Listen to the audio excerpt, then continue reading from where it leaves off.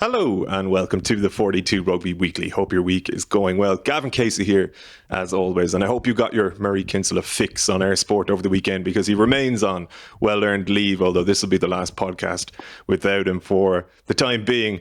That being said, what an impact Garry Doyle made off the bench last week. And maybe, Garry, we're a little bit too concrete in our selection process here, and I don't know. I hope there isn't a reshuffle, to be honest, because I'd imagine I'll be the one getting the boot if that's the case. But how are you getting on?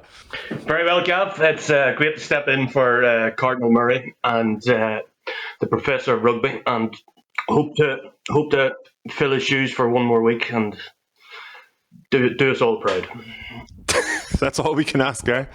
You would have heard the dulcet tones of Bernard Jackman if you did tune into Air over the weekend. Birch, how are you, and how did that game go for you down there? Yeah, it went well. I got a bit of criticism, I think, from some Ulster fans for speaking too much about Munster. So I'd have to take that on board.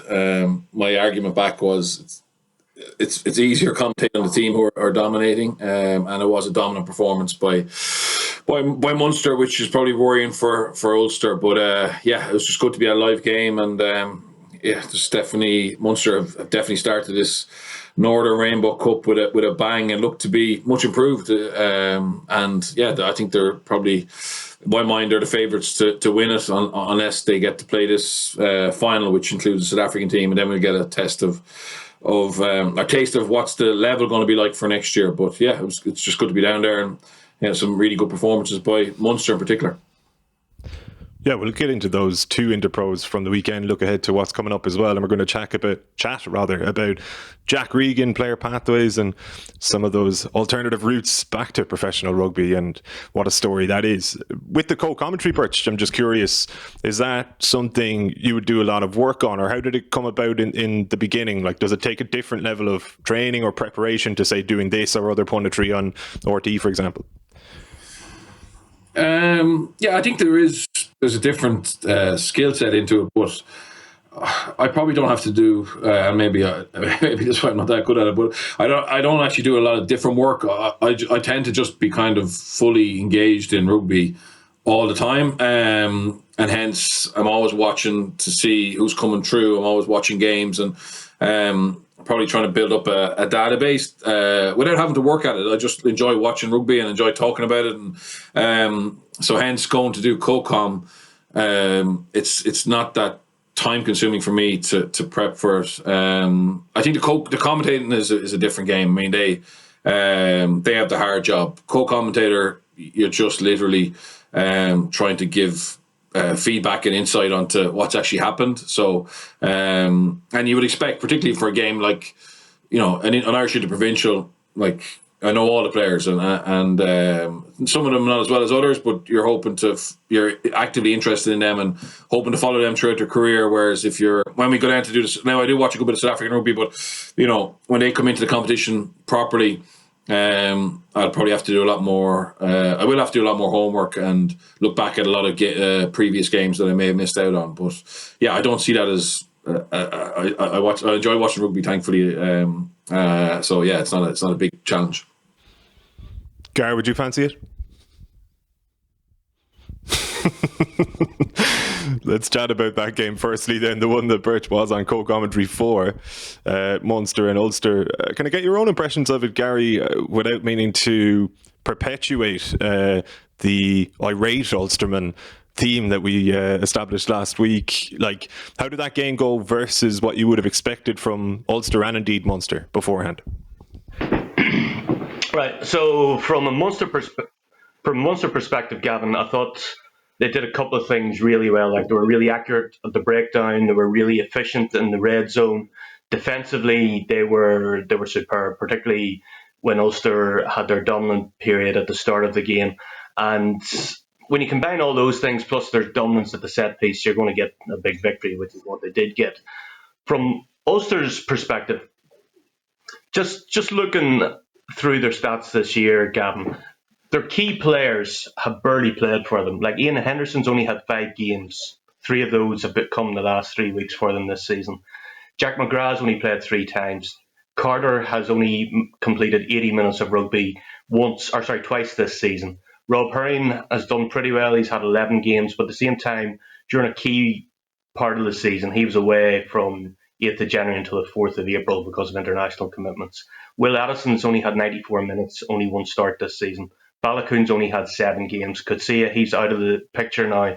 His last game was at the start of March.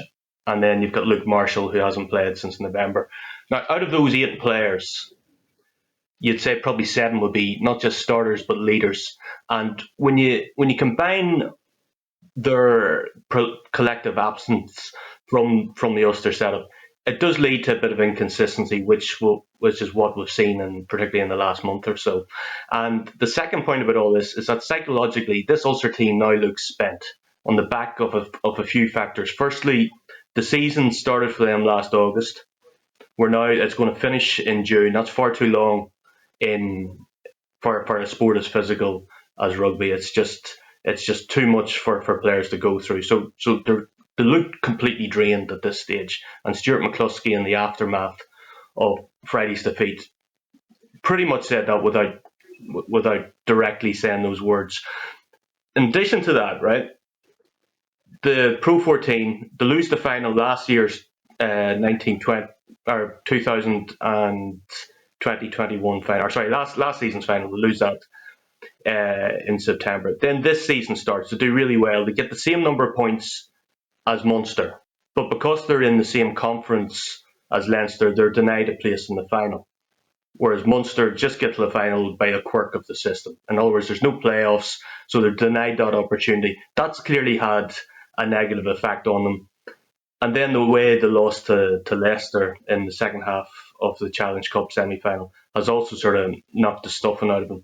When you add all those things together, you can see why at this stage of the season they're just not at it as such. And I think that was highlighted by the fact they made 5 substitutions at half-time last Friday. It wasn't a good performance. It's probably their weakest performance that I've seen from Ulster since the defeat to Toulouse in last season's Champions Cup quarterfinal.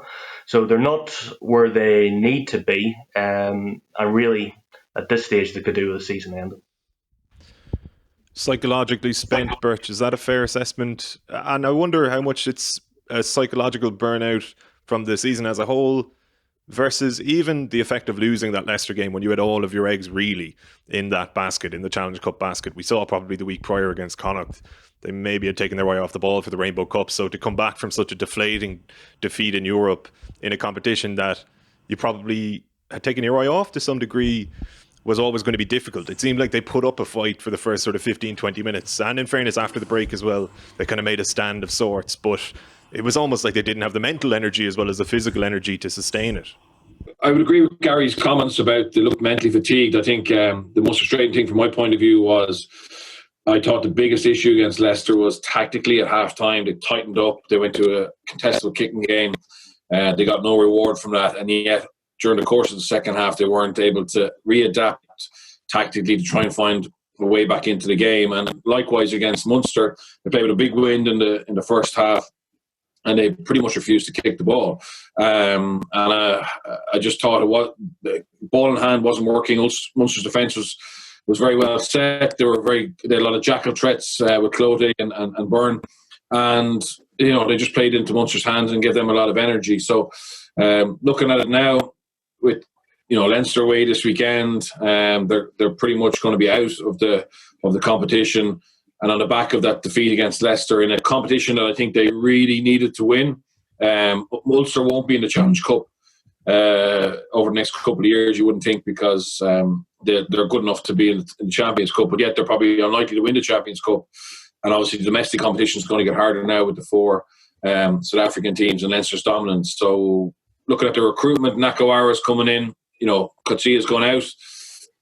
Coetzee is probably a more dominant player than Nakawara is at this stage of his career.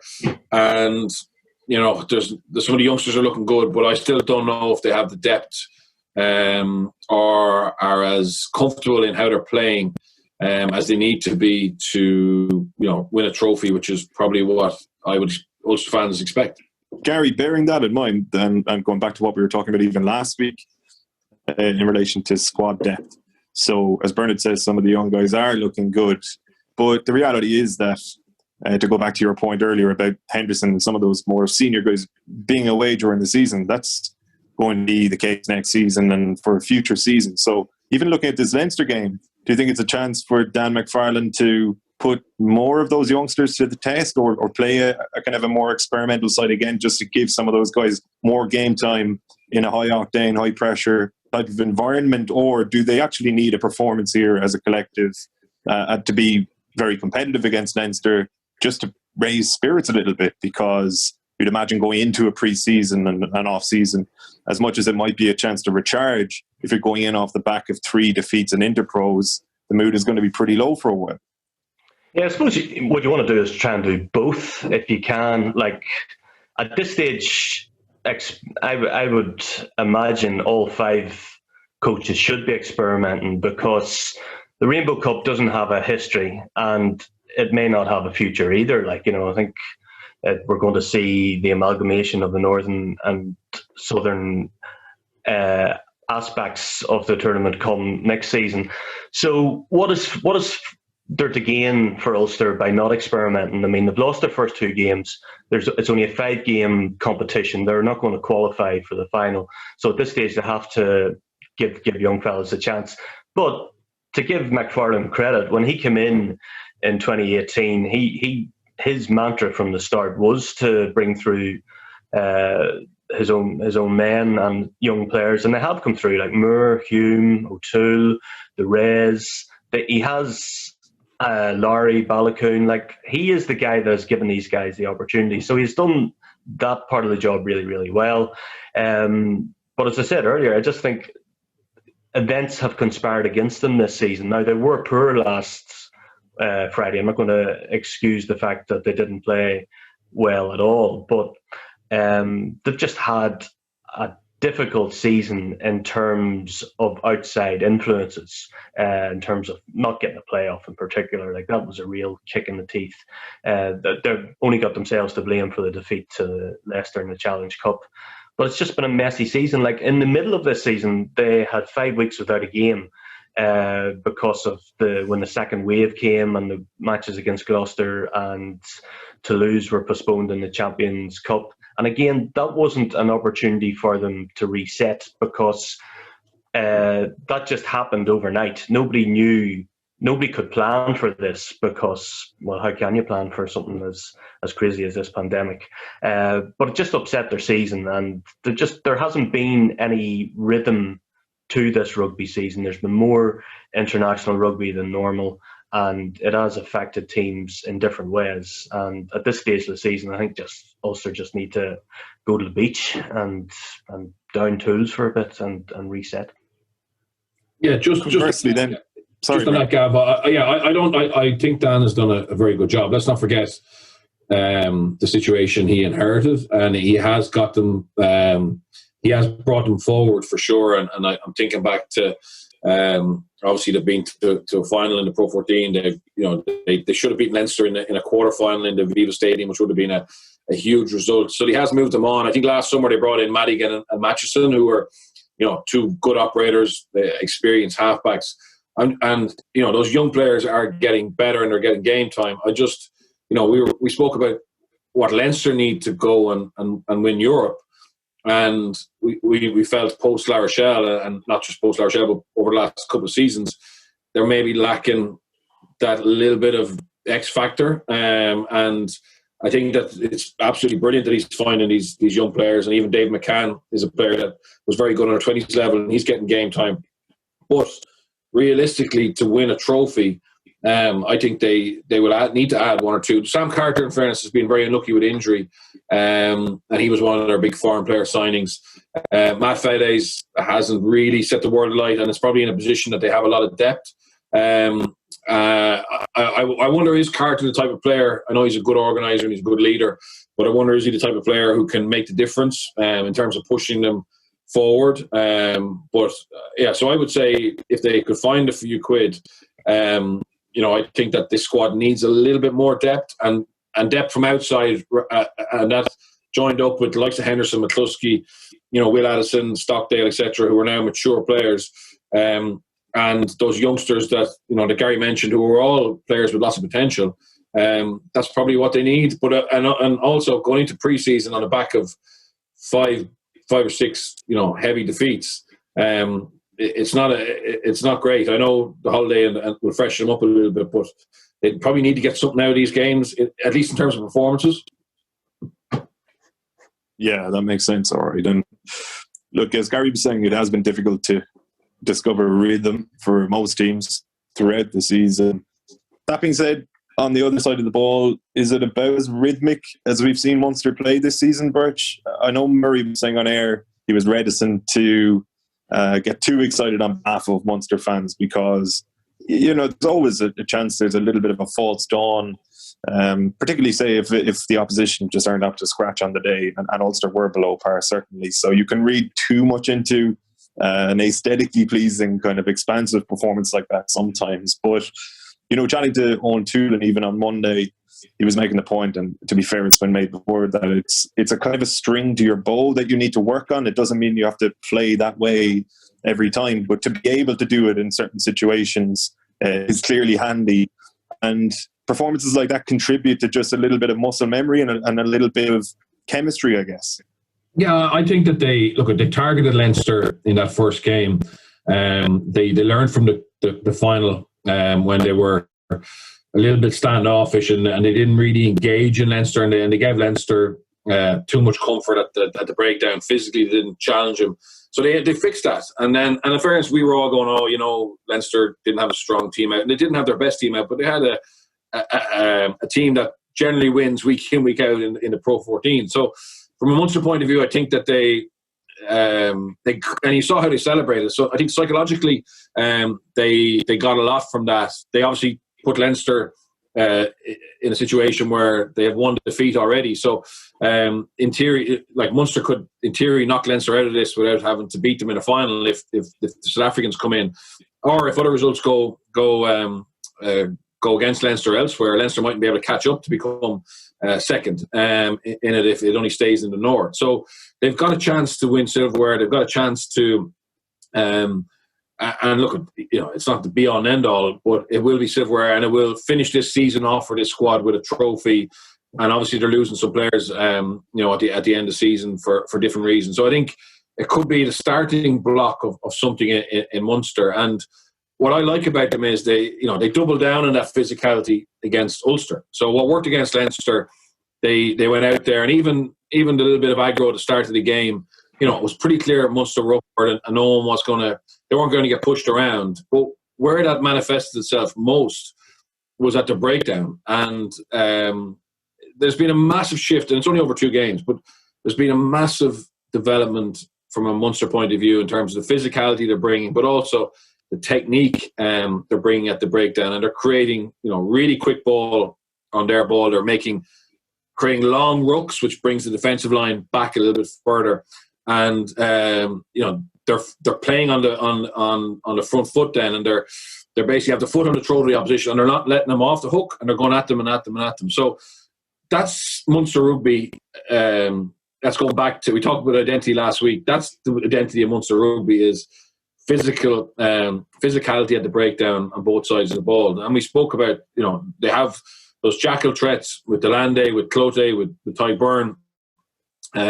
So defensively, they make your breakdown a mess. But also from an attacking point of view, I've been really impressed with how secure they look on their own ball, but also how quick it is and how long they make that ruck at the moment. And I'm sure the opposition coaches will be looking at some of those clean outs and send them off to the referees. But the reality is that the team that go forward will always get the benefit of the doubt. And at the moment, Munster have found a way to go forward, and that's, for me, that's pleasing, because they can't copy how Leinster play. They need to find their own way and become world class at that. And again, the signs are there that it's getting better. You made the point on co-commentary, Bernard, that I suppose everybody saw it. There were a number of offloads Munster were able to make off the ground, and maybe that was a sign that Ulster just couldn't get parity there at all. But is that just a symptom of Munster being incredibly accurate at the breakdown, not just dominant but technically proficient, as you're saying? Yeah, so basically, teams generally don't contest if they're on the back foot. So it's all interlinked. It's the quality of your set piece, which gets you a chance to get over the gain line on your strike, and then obviously the quality of your clean out and the speed of ball will make it hard for the defence to reset. So it wasn't just a case that Ulster weren't contesting the rucks. It was effectively because they were consistently getting caught behind the gain line that they were scrambling to get into place. And that allowed the Munster ball carrier, even though tackled, to pop from the ground. And I haven't seen a game this season in the Pro 14 where that was as prevalent. So, it's easy to point a finger at Ulster and say, oh, why isn't the second man in getting in there and affecting the ball carrier? But the reality was, the starting point of it was how accurate they were in the breakdown area and how physical they were and how many Ulster players they were able to knock off their feet. So Ulster were down in the front line. So it's all interlinked, and it's been for me, it's been the most obvious improvement in Munster. And look, they didn't have the distraction of a semi-final in Europe, so they could, maybe mentally but also physically and tactically find a different way of attacking this end of season. But yeah, it certainly looks like they're definitely chasing this competition hard. They didn't, they mixed their team up a little bit as well, so it wasn't their fully first choice team. But I thought as a collective, the squad that represented them last weekend put in a big performance. Intertwined with that, then Garry, and that transformed attacking approach, and again the technical proficiency of the forwards at the moment, is Murray playing two of his best games in recent times. I personally think he's been playing well for a while. He gets a lot of undue flack, to my mind, based on standards we assigned to him from 2018. And look, I think the last couple of games and Munster's forwards dominance show that when you have go forward ball, it is a lot easier for a scrum half to play well. He's certainly doing that. Do you think he's kind of like returning to the sort of form that would give Warren Gatland serious thoughts about actually starting him in a Lions test, or am I getting a bit carried away with stuff? No, not at all. I think he will start at this stage. If you look at the three scrum halves that Gatland has selected, you're going to go with Murray for the first test at this stage. Now, as we know, a lot can change between now and July 25th, is it? When the first test. So, I mean, there is a long time to go, but he is in form. He is playing well. I mean, when you think back to Murray 2016 to 2018, everything he did was top class. He was a threat around the edges. His box kicking was on the money. He mixed his game up. When you think of the victory over the All Blacks in Chicago, like, he set the tone for that game. He was just exceptional. He got that early try. And what was really notable about that match was that in the post-match press conference, all the New Zealand hacks were quizzing Hansen about Conor Murray. So, I mean, that was probably the biggest compliment you could get from a hard-nosed group of journalists who don't really respect players per se outside of their own islands. He, since the injury in 2018, he hasn't been the same player, and anybody who says he has is telling lies. But what we certainly saw last Friday, the opportunist try he got was exceptional in terms of he was brave. He put his neck on the line to get across the line, and it reminded me of the try, I think it was against Toulon, he got a few years ago in the Champions Cup quarterfinal, or it might have been the pool stage that season. Anyway, it just showed that he was back to his confident best. Now, having said that, you've also got a guy snapping at his heels who has been really impressive this year, and you're looking at the fact that Craig Casey has got 714 minutes, and you kind of like to see him get a bit more than that, mainly because when you look at the Munster squad, their key players, like, they're going to lose Billy Holland, CJ Stander, and they're going to also lose Hanrahan at the end of this season. Well, Mahoney's 31, Connor is 32, Archer is 33, Ryan is 32, Keith Earls is 33. So we're going to be moving into, whether they like it or not, they're going to be moving into a transitional period in the next couple of years. So when you've got young players coming through, like Shane Daly is now 24, he's 10 starts this season, and they've given him starts in big games. Like he's played against Ulster twice, Connacht twice, Leinster twice, played against Clermont. He was superb last weekend, and you get to that level when you get exposed to big matches. Casey has had 9 starts, 7 substitute appearances this season, but he hasn't had too much exposure in the big games. Like against Harlequins, he got 15 minutes. Against Clermont, he got 16. Against Toulouse, 16. When he played against Leinster, he got 6 minutes, 10 minutes, 17 minutes. You're not really going to develop unless you get a start in one of those games. And I'd like to see him get the opportunity in some of the remaining Rainbow Cup matches, because what happens if Murray isn't there? You need to be ready for the next stage of your club's development. You have to evolve rather than reach a full stop and then start again. That's what all the great teams have done over the course of history. Like again, look at Finian Wycherley. Like he played last weekend and I thought he was super.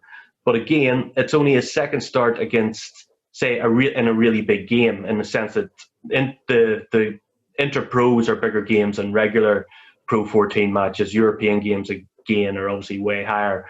So he's had 18 games this season, but most of his starts have been against the lesser teams in the Pro 14, whereas he's come off the bench against Leinster twice, against Toulouse, against Clermont, against Harlequins. We want to see these guys starting more. We want to see more of Jack Crowley. We want to see more of Thomas Ahern. We want to see this transition happen smoothly, because when Munster have given opportunities to their homegrown players, and the obvious example this season is Gavin Coombs, who's just been unbelievable. He scored 11 tries. The stats, the 178 carries he's made, the 140 tackles. But look at what he did last season. He never, in all his appearances, he never got more than 47 minutes. Like Gavin Coombs is 23. He's not 19. He's not 20. Just feel there's been a little bit of a conservative approach in terms of giving young guys their opportunities. It's not that they haven't been given the chances. I just feel they should be given more of them, particularly because of the age profile of the key players in the Munster setup.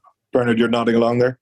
Yeah, absolutely. I think that's the biggest criticism I think you could have of Munster over the last 3 years, is how slow they are to bring them through and blood them. And if you are going to be very conservative, you need to be backing up with trophies. And while I do think it's important that Munster, finish the season with a trophy if they can, if they neglect the opportunity to give some genuine game time. I thought Wycherley was excellent. Coombs has proven himself every game.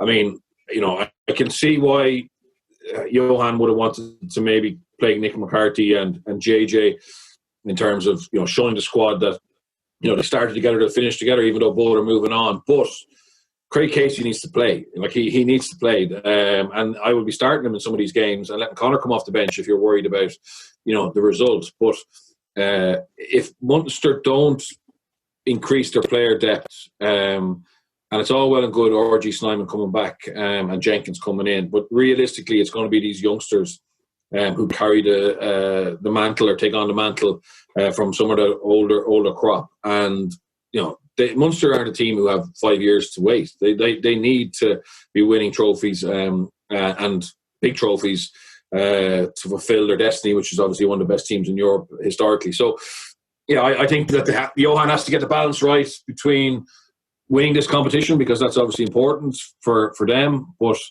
not neglecting the need to really find out about some of these players. And for me, seeing Jack Crowley go off playing sevens, I think that's not a good sign. I would prefer him to be in the mix now, getting some game time at 15s. I know Ben Healy's done incredibly well, but I'd like to see where he can fit in and know a little bit more about him. We might come back to that a little bit later on, just to chat about Leinster and Connacht. I'll stick with yourself, Bernard. I guess any team that claws back a 16-0 deficit in the manner in which Leinster did it are impressive by definition nearly, but there was something probably a little bit extra in that Leinster backlash, if you like, because you could have probably forgiven them when they were 16-0 down for dropping the heads after a disappointing couple of weeks and disappointing couple of results, particularly the one in La Rochelle. And yet they were as professional as ever and perhaps more vicious and more efficient than usual, it's fair to say. Yeah, and Leinster had the same excuse Ulster did of being, down and feeling sorry for themselves. And certainly that first period where Connacht were dominant, you were going, wow, this is going to be back-to-back defeats potentially, and a real blow to Leinster's belief that they have the deepest squad or the belief that we all have that they have the deepest squad in the Pro 14, and hence that gives them opportunities to win it every year. But the reaction was phenomenal, and it was guys like Ross Maloney just taking the game by the scruff of the neck. James Tracy, having a huge game, and I think that's brilliant for Leo and Stuart Lancaster to be able to point to that. Look, we got ourselves in trouble. We started slow, and we still went out and actually got a bonus point and an incredibly impressive performance. And just how they turned around, and look at. Unfortunately, from a Connacht point of view, their Achilles heel was the line-out maul again, and that's what cost them away to Leicester in the quarter-final of the Challenge Cup. That has been something that has made it necessary for them to score a lot of points in certain games to have a chance of winning. But I haven't seen the line-out maul as this defence as dismantled as easily as Leinster did. And I know Leinster scored a real variety of tries, but they also knew, and when you're a Connacht player and every time you give away a penalty, you're going to be going into the corner, and you have shown no capacity to stop that, it becomes demoralising, and actually sometimes it can affect your general play, and every play becomes a big play because you're so conscious of giving Leinster the ball. So I thought Leinster exposed that brilliantly. Their line-up ball under McBride is very very well drilled. But from a Connacht point of view, that was a disappointing, last 60 minutes where, pretty much the 15 Leinster players who were opposite them were nearly all dominant in their individual battles. That line-out maul defence, Garry, is probably more than an Achilles heel at this point. It's a fatal flaw, really, or maybe they're one and the same thing, actually, but it's just glaring. And as Bernard says, it's as glaring to both sets of players on the pitch as it is to us watching it from afar. Yeah, if you think back to some of Connacht's defeats earlier in the season, the one Birch mentioned there, Leicester was definitely one, but also the Scarlets at home, they lost 2014, Cardiff away, beaten 29-7, Ulster at home just around the Christmas period, and particularly the match at home to Ospreys when they lost 26-20. Of those matches, 2 or 3 of them could have been won, and the maul was the key factor in their defeat. And again, the much maligned Quinn Roux has been really badly missed for Connacht this season, and he's going to be missed next season when he jets off. He's only played 5 times, and we've often heard coaches and top coaches like Joe Schmidt reference the fact that he does a lot of on-scene work. Now, doing a lot of on-scene work is often interpreted as it's a bit of an insult, really, but now we know when he's not there what the consequences are. And it was so evident in the match last Saturday that they needed him, not just to contest, but just to put a bit of South African beef up against the Leinster pack and just to make life difficult for them. One of the really interesting factors, and it's a great advantage from being at the match, that you can sort of see a few things that might be off camera for those sitting at home, was when it went to, I think it was, when Connacht got their first try, so the score was to move on to 11-0. Luke McGrath showed really impressive leadership. He called for a captain's challenge, even though he must have known there's little chance of it being successful. And what he did then, he took the momentum out of Connacht's sails for a minute or two.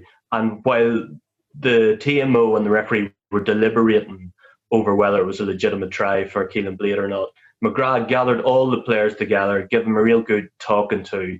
And even though it didn't lead to immediate response, in the sense that Ross Byrne, the try was allowed stand and Ross Byrne put his restart out in the full, After 14 minutes, it was 16-0.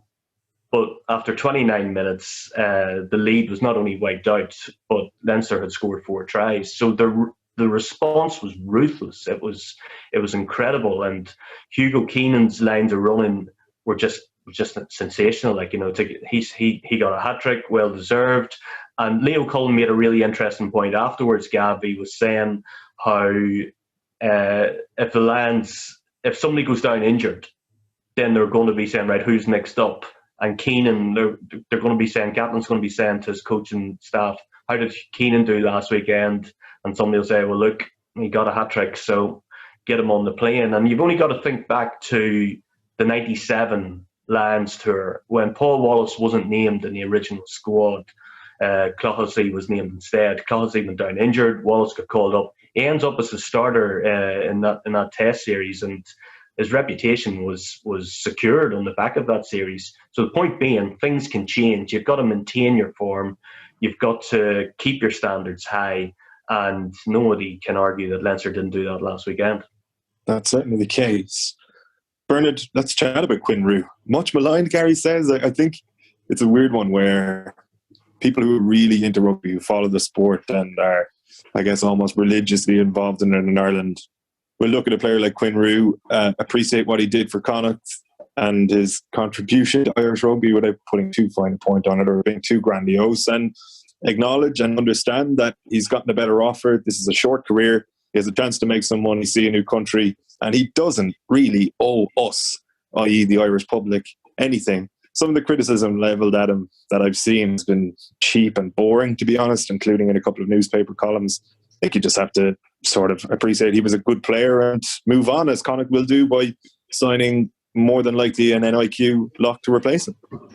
Yeah, absolutely. And look, he's very well respected by the players who play with him and against him, and it's the unglamorous stuff like being able to break up an opposition line at a wall, to be able to be an enforcer at the breakdown, to make big hits. That's, sometimes we don't see as much as the flashy ball carriers or the one-handed offloads. And Quinn Roux's never, he's always done what it says in the tin in terms of what he came from as Western Province. I remember seeing his highlight reel as an 18-year-old, and he was on the market to come to France or to come to Europe. There was a clatter of locks ahead of him, I think, in the Stormers. And he was very explosive and a very aggressive type player who brought that edge. And it's obviously harder to do it, as you said. At that stage, he was doing it against schoolboys, but he has brought a level of physicality. And the fact that Toulon have seen what he can bring, I think, is testament to him. And I don't blame him. I mean, if he gets injured or drops form, his contract won't be renewed here. And that's the reality of it. And every time you sign a 1 year or 2 year contract, the rare times you sign a 3 year contract, that gives you a little bit of security. But at the end of it, it's an open market. And he has spent a decent amount of time in Ireland, and now there's an opportunity to go and play for a couple of seasons in the top 14 with a club who are trying to get back to the levels they were at, obviously. A club with a bit of a history, a club with a very rich benefactor who's putting money behind the club to get back to winning top 14s and winning Europe. And he could be part of that. And at the end of it all, is he going to go back to New Zealand, South Africa? Yeah, well, in some ways you got to say, fair play. He's come to Europe, and he's tasted Dublin, he's tasted Galway, and now he's tasting the south of France, and it's a short career. So I don't have any issues with that at all. I think he's been a very good servant to Connacht. He obviously struggled a little bit at the start with Leinster, but it wasn't anything down to effort. It was just the competition he had and adapting to Northern Hemisphere rugby. But I have no issue with it. It's obviously difficult for Connacht. The big key is now they have to replace him, because you look at that pack, they are lacking that type of profile. I think Gavin Thornbury has done very well. I think Murray looks like a player with a huge future. But the reality is it's your front five who win you games when it comes to the crunch, and they probably need a bit of support there. And I'm sure Diwal Senegal, we'll be working with Andy Friend to try and make sure that they get the right replacement. And in fairness, the market at the moment, it's a buyer's market. You know, there's still the repercussions of COVID. There's a lot of professional players out there who are looking for opportunities, and Ireland as a destination for, you know, a non-Irish qualified player is very attractive. So I would imagine they'll replace him, and they'll move on, and Quinn will move on and go down to France, and hopefully he enjoys it. Hopefully he does. Garry, do you have any issues with it? Do you malign Quinn Roux? No. No, too old to malign anybody. There's no point in it. I've no issues at all. I've no issues with the project player. I think I'm in a minority of one in this country, in that sense. The rules are there. The rules are stupid, but they're still there. And also, like, without going too deep on it, Gav, like if you're going to criticise a non-Irish player for playing for Ireland, then essentially to make a bit of a leap and to make a bit of a stretch, you're not being terrible. I mean, we're supposedly the country of 100,000 welcomes. So if we're not going to accept CJ Stander and Quinn Roux and Jared Payne, then what are we? Are we a country of 100,000 welcomes with an asterisk attached? So no, I don't have an issue with him playing for Ireland, and I don't have an issue with him leaving to go and earn a living to support his family in Toulon, because, as Bernard said, it is a short contract, and best of luck to him. Yeah, country of 100,000 welcomed and a fair few thousand gobshites, I'd say. But let's chat then about some... well, a guy making a move not quite home, but closer to home, is Jack Regan. And this is an unbelievable story, I think, we're talking about and maybe expanding upon and celebrating. And for anybody who is unaware of it or unfamiliar with it, I'm sure there aren't many of our listeners who are, but just in case, Regan, son of Daithí Regan, an All-Ireland winning hurler with Offaly, was Leinster under 18s captain, didn't get an academy contract, wound up at Ulster, was unlucky with injury. I think he made one senior start, released in January of last year, moved to New Zealand, played amateur ball with the Dunedin Sharks, then played semi-pro in the Mitre Cup with Otago, eventually wound up playing Super Rugby with the Highlanders, and now Bernard Jackman has earned himself a 3-year contract with the Ospreys. Will be lining out directly alongside the Lions captain. Not a bad little story, not a bad couple of years for the lad. Yeah, absolutely. I'm a little bit conflicted in this, because I've been following this guy for a while. So I would have crossed paths with his dad in News Talk, back in the day. And then when he was breaking through, before he moved to Dublin to go to college, I would have spoken to the dad and spoken to him. And then when things didn't work out well in Ulster and he was told he wasn't going to get a new contract, I arranged to meet him in Dublin and Donnybrook, and we had a coffee before COVID, and he had an opportunity to stay till the end of his contract. And I think, his agent was saying, look, go to the championship in England, you still be a professional player, you can rebuild your career. But there was also a chance to not have any money coming in and go to New Zealand. And I just, I certainly advised him, in my opinion, going to New Zealand at that age was going to be a phenomenal opportunity, even if he never gets back to play professional rugby, because you can't guarantee how it's going to play out. It's like Ty Byrne, going to Scarlets as a kind of a bit of a last minute injury cover. You can't predict that it's going to end up be picked on a Lions tour in 2021.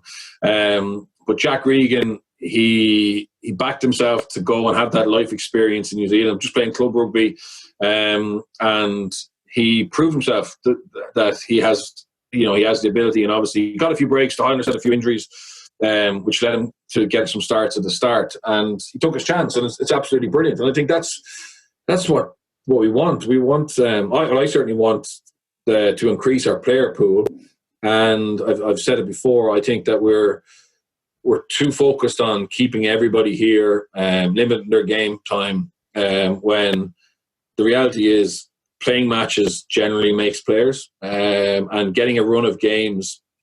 Like Josh Murphy's another example. So he didn't leave, but Josh Murphy got a run of games this year for Leinster, and I think everyone saw how good he is. But when you come in and play 1-5, 1-6, 20 minutes off the bench here, it's very difficult. And Jack went from a situation, I know he was playing a little bit of All-Ireland League, but he was floating between two camps, and he went to Dunedin, start playing every week for his club, training 2 nights a week, working part-time or working to pay the bills. And you get that hunger and desire. You get to have a different experience with different people. Maybe you're not judged as much because you're new. And sometimes in Ireland, we make decisions on players quite quickly because there's a lot of players, and we sometimes don't see the strengths or the potential upsides that certain players have.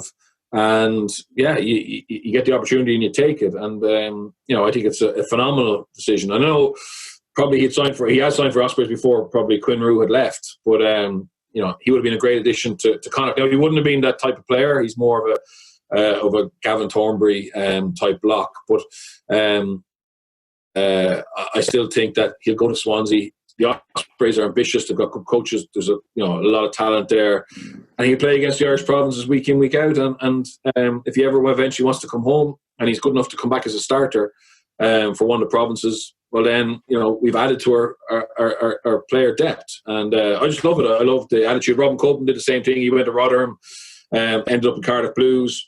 Came home. Now he's in Swoyonglu. James Hart, we took in Chris Farrell. We took in at Grenoble, and both of them are having really good careers. Obviously, James is back in Biarritz now, and Chris Farrell's in Munster. So yeah, it's so players feel, a lot of young players feel there's one pathway, and if I don't make it, if I don't have a bad game in the schools cup in Leinster, when the eyes are on me, that's my career over. It shouldn't be. But we need to. I think the RFU need to have someone who's actually there to help players with that and actually help them find opportunities, because ironically the Irish players are very highly regarded across the world for their work ethic, for their ability to fit into a dressing room, for their talent, their technical, tactical ability. So, but I feel that we're very slow to actually help them find opportunities where they can play more. And even we saw, and even the club, the fact they don't play for the clubs in Ireland as much as they could is very frustrating to me. They become gym monkeys, and and I remember when I played in Leinster, there were certain players that didn't really care about playing on a weekend, but they were brilliant trainers Monday to Friday, and whether they played or not wasn't a big deal. And that was the opposite to me. For me, it was about playing on Saturday with a team and trying to dig in and try and win together, and if you lose together, fix it together. So I think sometimes we're overprotective, and I know we spoke about Jack Crowley potentially going to La Rochelle. Like, would Jack Crowley not be better in La Rochelle than in playing sevens? Realistically, if he wanted him to play for Ireland or play for Munster down the road. Absolutely. That's a great point. I think. Yeah, that's a great point Bernard has made there, because not only Jack Crowley, but not only the names you've mentioned there, Bernard, but if you look at the Exeter team, like the European champions last year, you've Gareth Steenson, who was let go by Ulster, and he reinvents himself in the championship in England and gets noticed by Rob Baxter when he gets the winning kick for Cornish Pirates against, I think it was in 2010. So he gets signed up. He ends up with over 3,000 points. And a couple of premierships and a Champions Cup medal as well. You look at the rest of that team. Tomas Francis did a spell with Doncaster and London Scottish. Harry Williams was a Jersey Reds. Luke Cowan-Dickey did a spell at Cornish Pirates and was at Plymouth as well. So was Henry Slade. Like, even Owen Farrell at Saracens was very briefly at Bedford at one point. You've got the story of Callum Sheedy. He did time with Cinderford, then played for Jersey, and ends up as a Welsh international. Piers Francis ends up in England's World Cup squad, and he went to New Zealand after being rejected in the English system, and comes back, does a bit with Edinburgh, does a bit with Doncaster again, doesn't really make it, goes back down to New Zealand, gets a contract with the Auckland Blues, ends up coming back to England, getting, I think it's 8 internationals he's had. Joe Simmons is another who's gone the circuitous route. It happens, and it happens more in England than it does here. And it also shows that if players are given the opportunity and if they learn their trade, that they will make it. And Tag Byrne is the standout star of that story. But there are plenty of examples of it. And I do think that a really good player will always make it to the top. But sometimes they have to be pushed and encouraged to go out on loan. And it shouldn't be, like, I think the point Bernard made was absolutely spot on. There's more than one path to get to the top. But in this country, it seems to be a bit of an obsession with just sticking to the one way. Yeah, and the reason is, Garry, is that it's very comfortable and very secure.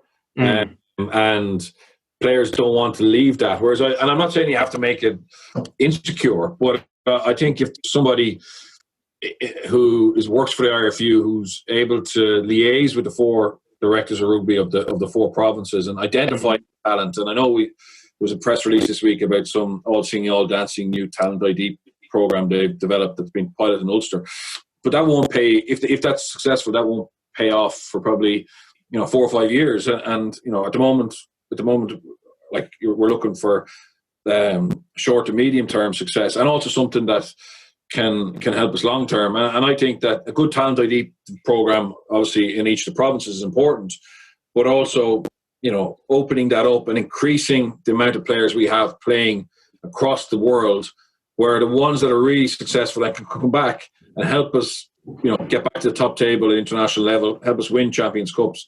That's what we need. And realistically, if we keep everyone in Ireland, our player pool isn't going to get any bigger.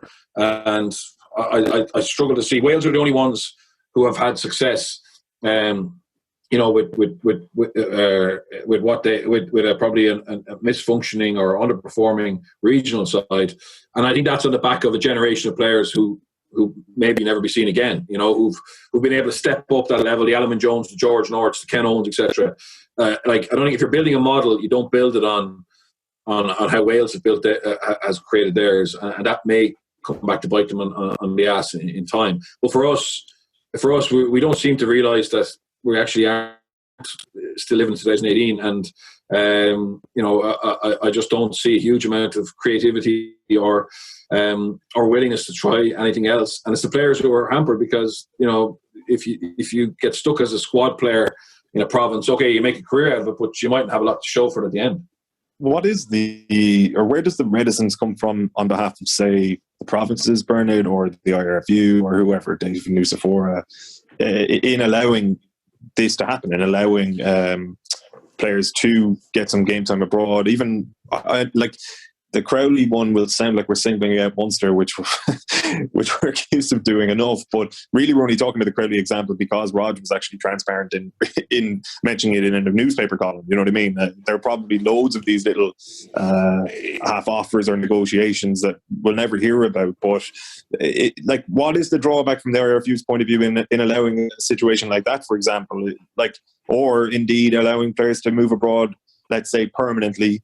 Per se, with an eye to bringing them back? Is it just that, like, if they go on to become great players, it doesn't reflect well that they were left go in the first place, or is it the money involved potentially in bringing them back? Like, what are the drawbacks we're talking? I suppose I think the problem is at the moment is that because there's such a tight rein on non-Irish qualified, you only have to be very exact in terms of your bet in terms of one of those, right? So that you can't fill a gap. Whereas in fairness to the French and the English, if there's an injury crisis, they can go out and get somebody and they fill that gap. So they're probably more likely to take chances in terms of releasing players. So a big issue in France, or big revolution in French rugby that we haven't really spoke about. We all talk about the number of GIF players, and that has been a help. But what that actually did was it encouraged top 14 clubs to allow their young players to go and play Pro D2 on loan on much more frequently than they did in the past. Why? Because they knew that to get their GIF numbers in line with the new regulations, they needed them more urgently. So just changing one rule actually created a demand or a drive or necessity by the clubs to go and get those players. So hence the the level of Pro D2 started to change because you had these young, talented French players, whereas before it was very much a competition for journeymen, French players and foreigners. So suddenly you had these young players with no inhibitions who were desperate to prove themselves because they wanted to go back to the Racings or Clermonts or the Toulons, etc., and play top 14, want to play for France. Whereas here, it doesn't really seem to, everyone's working in silos, even though they claim it's all central and aligned. It's actually not. Everyone's afraid to give up somebody because you don't know what's going to happen in terms of the replacement. So, and I think that's probably an issue. My opinion is if we took 5 out of each province and they went to play away for a year, okay, and they're not starters, obviously, but they went to play away for a year. Suddenly we have 20 players playing in England or France, just take that as an example, right? That gives us 20 more players in Ireland who have the opportunity to maybe step up, right? So suddenly then you have 20 in Ireland who played a little bit, 20 abroad who played a little bit, and then you pick the best of them, and that's what drives performance and drives competition. Whereas, you don't see a huge amount of that. And I would say that if you get a contract now with an Irish province at 23, 24, there's a pretty good chance you'll still be there at 30, 31, 32, and that's fine. That's great. I'm not saying you have to have chaos, but it's not really highly driven in terms of you're not competing with the best players in England or France or Wales or Scotland anymore because they can't come in, right? So you're only competing with your peers in Ireland. Whereas in France, even though there's less foreigners, you're competing with players across France. You're competing with players in Pro D2 who want your place. You're competing with South Africans, Aussies, Kiwis who want to come to France. So that level of competition generally creates better performance. And I think there's definitely a huge amount of benefits of the stability we have in Irish rugby.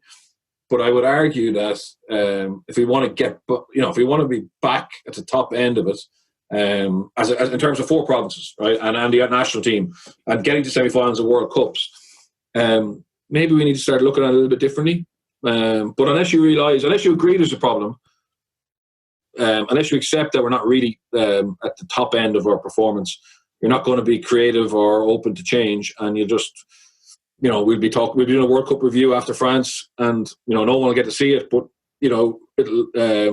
and we'll go to the next World Cup then, just wondering what went wrong. Whereas the key to getting to World Cup semi-final is finding talent.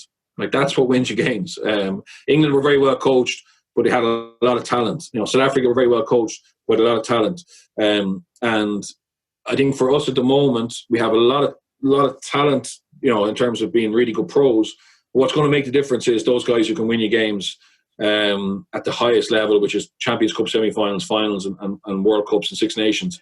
And we need to find more of them, and it's very hard to find them, but generally they develop through playing. And Ty Byrne is a good example.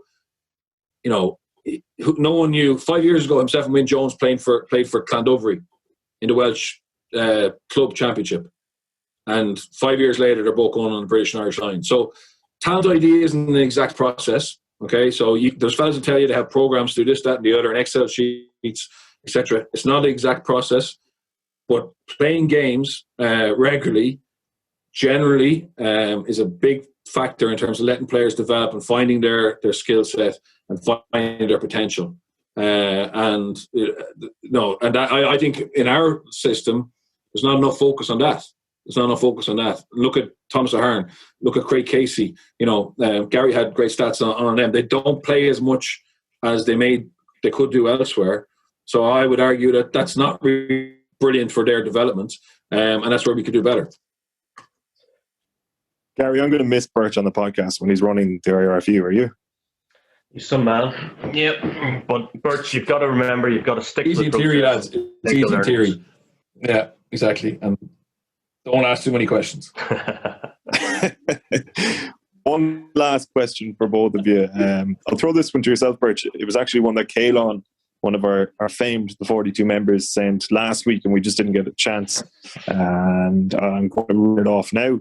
So he was saying last year we saw the AIL be rushed back despite clear barriers. i.e. no showers. And some described it as a reach in order to keep all sports happy. The cancellation caused some disappointment amongst clubs and players, although it was somewhat inevitable. Now this summer the IRFU have issued a roadmap for clubs for the summer, and although it excites me and many others, I feel like it will be overlooked by some clubs. Do you think there's anything that the IRFU can do to force clubs to hold minis, sevens, tag or other summer events? Or should we be afraid that some clubs will be left in the dark and won't seize this opportunity? And Caelan adds, he knows that GAA dominates the summer in Ireland, but surely there's a prime opportunity here to exploit a market for social sport, the kind we mainly see in golf or tennis, and not in the big three sports.